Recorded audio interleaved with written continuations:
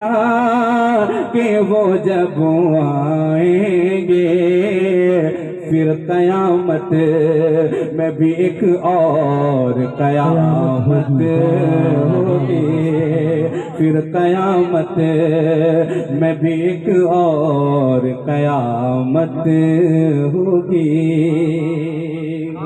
اب میں ایک اشارے میں بات کروں گا، آپ سمجھیے گا، میں زیادہ کچھ بولنا نہیں چاہتا۔ سنیے گا قاری دانش صاحب، مفتی صاحب قبلہ سنیے گا، دیگر سارے احباب ہمارے بیٹھے ہیں علماء کرام کی موجودگی میں ایک شعر سنیے، محبت سے مسکرائیں، بولیں یا رسول اللہ۔ وہ شعر سنیں، کون سا شعر اب سنیے گا کہ ان کو مختار بنایا ہے میرے مولا نے۔ آپ نے تاج الشریعہ کا وہ شعر سنا ہے، جہاں بانی عطا کر دیں بھری جنت ہبا کر دیں، نبی مختار کل ہے جس کو جو چاہیں عطا کر دیں۔ اب شعر سنیں، مسکرائیں، محبت کے ساتھ بولیں یا رسول اللہ۔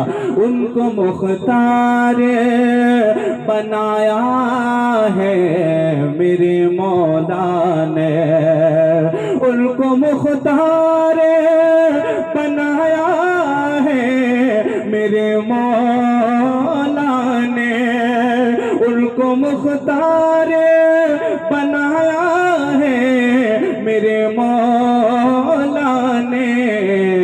ارے خلد میں بس وہی جا سکتا ہے، خلد میں بس وہی جا سکتا ہے جس کو حسنین کے بابا کی اجازت ہوگی۔